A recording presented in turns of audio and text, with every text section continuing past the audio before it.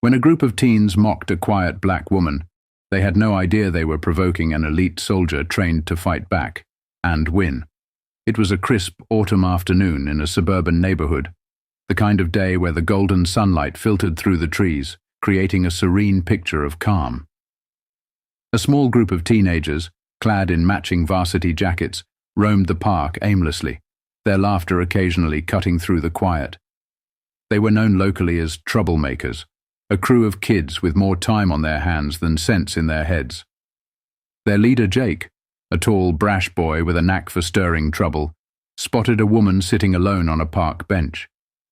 She had her head tilted slightly downward, engrossed in a book.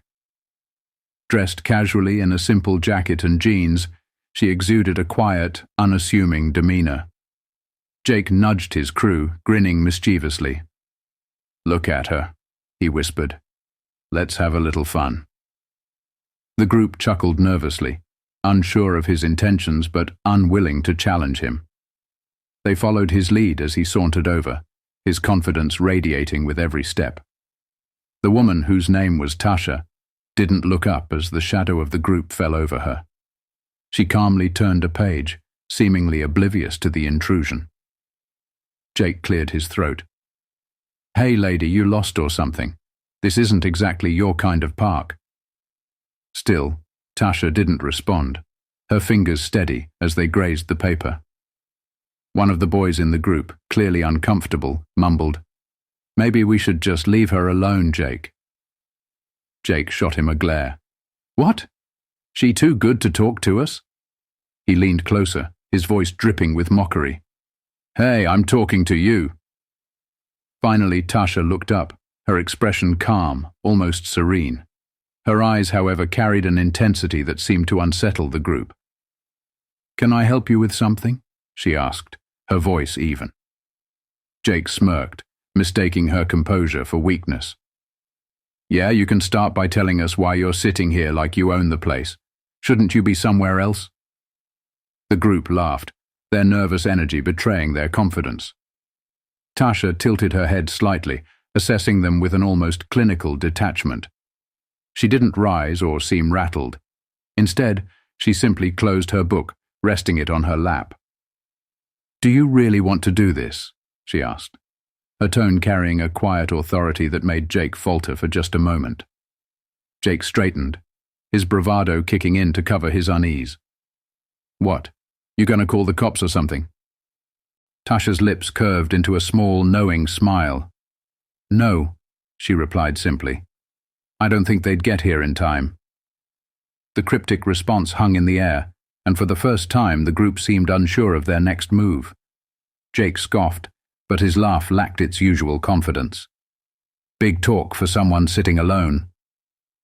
But Tasha wasn't alone, not in the way Jake thought. Jake's mocking laugh echoed through the park, but it quickly faltered when Tasha slowly stood up, unfolding herself with a calm grace. She wasn't particularly tall, but there was something about the way she carried herself, an unshakable confidence that seemed to fill the space around her. One of the younger boys whispered, "Maybe we should just go, Jake." Jake shot him a glare, his pride outweighing the unease creeping up his spine. "Relax, she's just trying to scare us." Tasha brushed a speck of dust off her sleeve and glanced at the group. "You know, I was enjoying my afternoon. A good book, some peace and quiet. But I suppose that's too much to ask for, isn't it?" Her voice was measured, controlled, as if she had all the time in the world. "What's your problem, lady?" Jake barked, his irritation growing. Tasha tilted her head, her eyes sharp. "My problem? My problem is people like you who think the world owes them something. You walk around puffing out your chest, looking for someone weaker to bully. But what happens when the person you pick isn't what they seem?" Jake clenched his fists, trying to mask his growing discomfort. "Oh yeah. What are you going to do about it?" Tasha didn't respond immediately. Instead, she took a slow step forward. Her movement was deliberate, fluid. Something about it sent a ripple of tension through the group. "Here's the thing," she said, her voice barely above a whisper, but carrying a weight that made every word stick. "You have no idea who you're dealing with." The boys exchanged uneasy glances, and one even started to take a step back. Jake, however, wasn't ready to back down. He pointed a finger at her. "Don't try to act tough. You're just some random woman. What are you going to do?" Tasha smiled faintly, almost as if she found his bravado amusing. Then, with a suddenness that caught everyone off guard, she raised her hand and pointed to a nearby tree. "See that?" The group turned to look at where she was pointing, a thick, sturdy branch hanging about 10 feet off the ground. Before they could question her, Tasha moved. In one fluid motion, she ran toward the tree, leapt into the air and grabbed the branch with both hands. Effortlessly, she pulled herself up and flipped over it, landing gracefully on her feet. The entire sequence took seconds. The boys stood frozen, their mouths agape. "What the—" one of them stammered. Tasha dusted off her hands, her expression still calm. "I've done worse in my sleep," she said, as if her display of athleticism was no more remarkable than tying her shoes. Jake's confidence was now visibly cracking. "So you can climb trees. Big deal," he said, but his voice wavered. Tasha's smile faded, replaced by a look of steely determination. "That wasn't for show," she said, her voice low. "That was a warning. Walk away, now." The group hesitated, the reality of the situation starting to dawn on them. Jake, however, refused to admit defeat. "We're not scared of you," he said, though his trembling hands betrayed him. Tasha stepped closer, locking eyes with him. "You should be." Jake's breath hitched as Tasha's words hung in the air.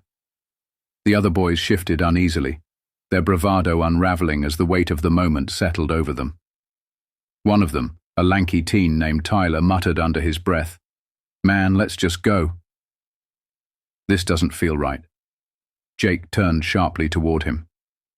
"Shut up, Tyler," he snapped, trying to regain control of the group. But even as he spoke, his voice lacked its usual edge. Tasha didn't flinch. She stood there, calm and unbothered, as if daring them to take another step. Her stillness was unnerving. It wasn't the kind of fearlessness born out of arrogance. It was calculated, like someone who knew exactly how to handle herself. "Let me tell you something, Jake," Tasha began, her tone low and deliberate. "There's a big difference between being fearless and being reckless. You're reckless. You think picking on someone makes you powerful, but all it does is show how weak you really are."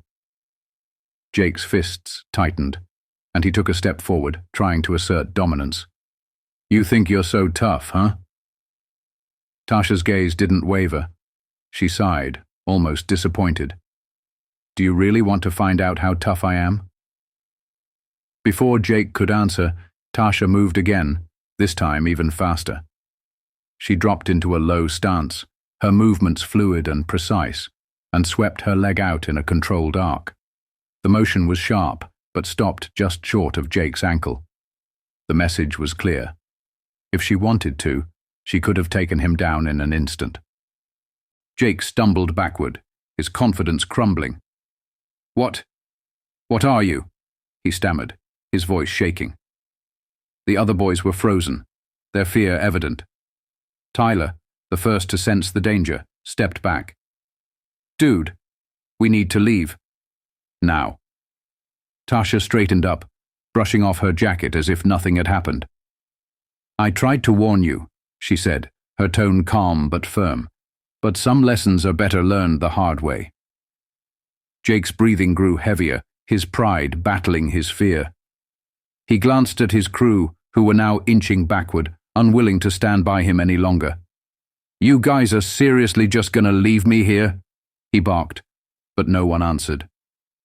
Tasha stepped forward again, her movements measured and deliberate. She was close enough now that Jake could see the faint scars on her knuckles, the kind of marks only someone who had trained for years would carry. "Here's the thing," she said, her voice cutting through the tension like a blade. "I've faced worse than you on my worst day. If you think this is a fight you can win, You're more foolish than I thought." Jake's shoulders slumped as the reality of the situation finally hit him.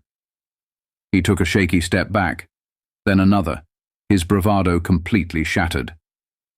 The other boys followed his lead, retreating toward the edge of the park.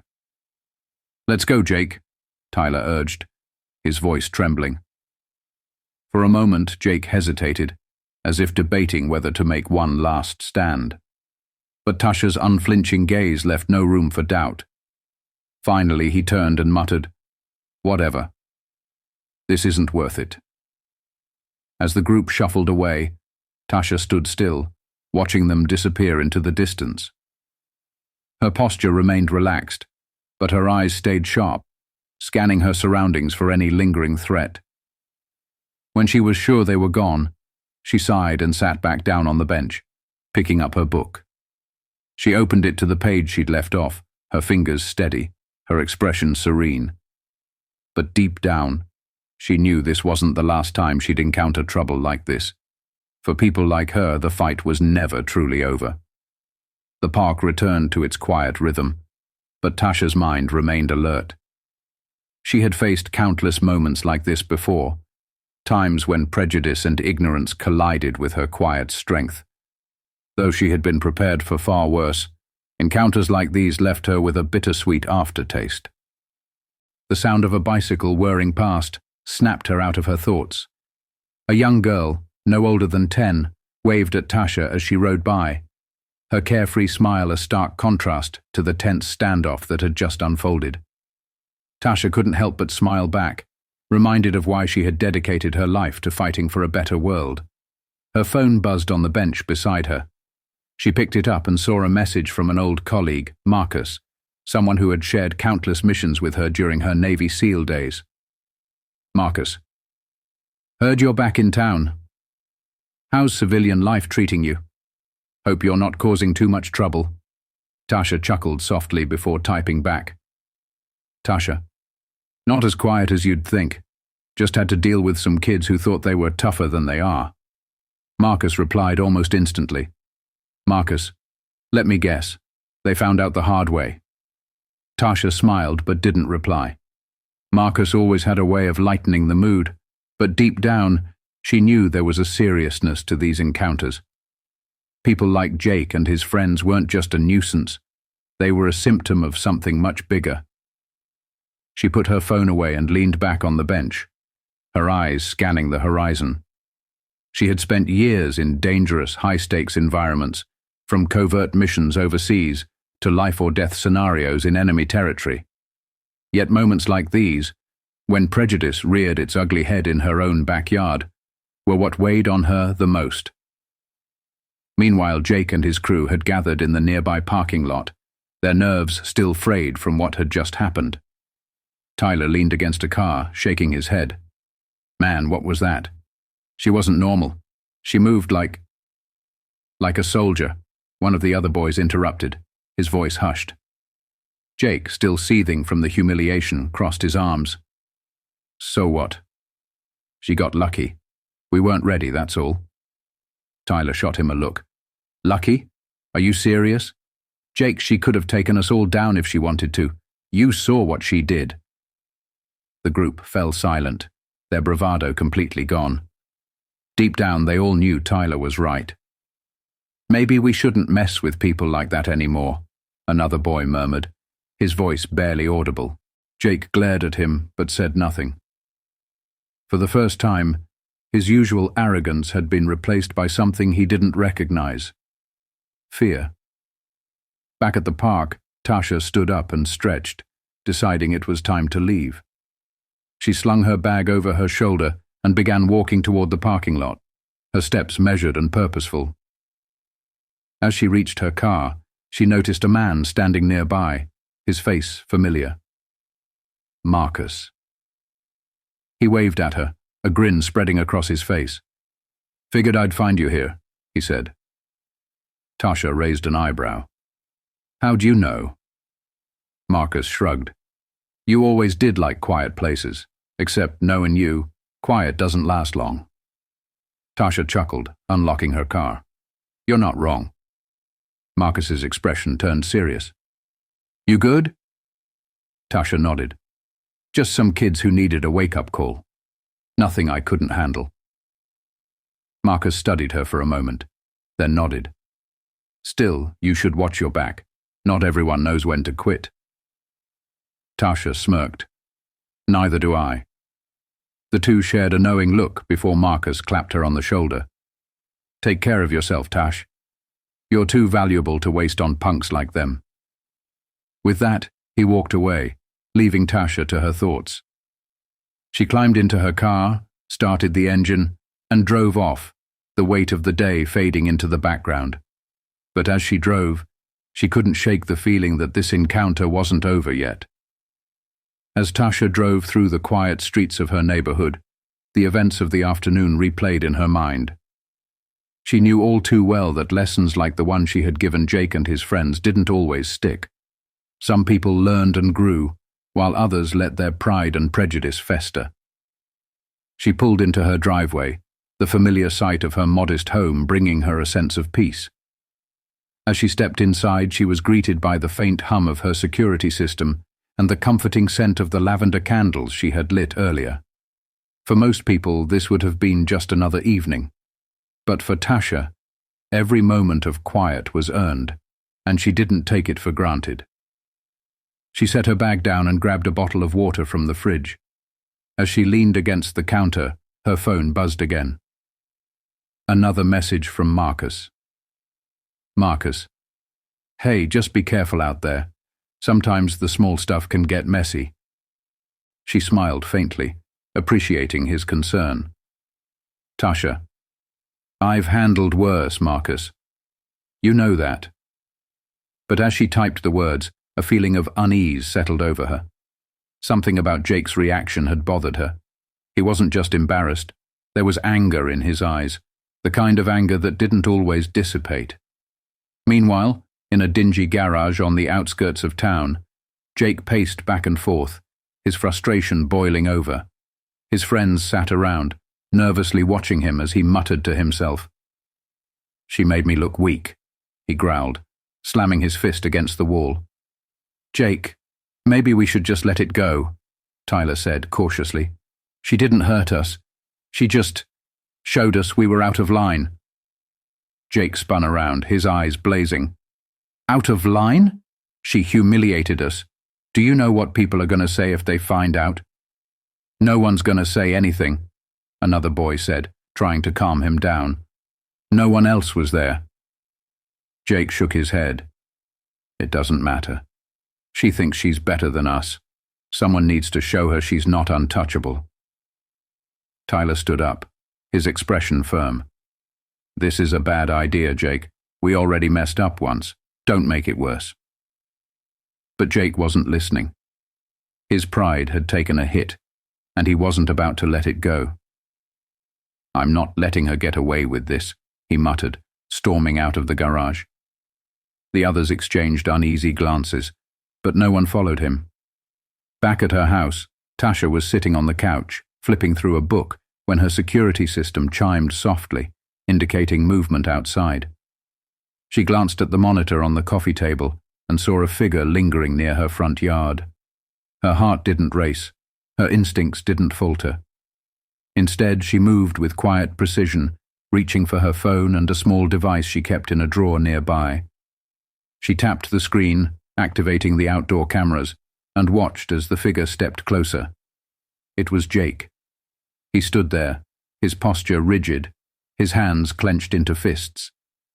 His face was partially illuminated by the porch light, and Tasha could see the frustration etched into his features.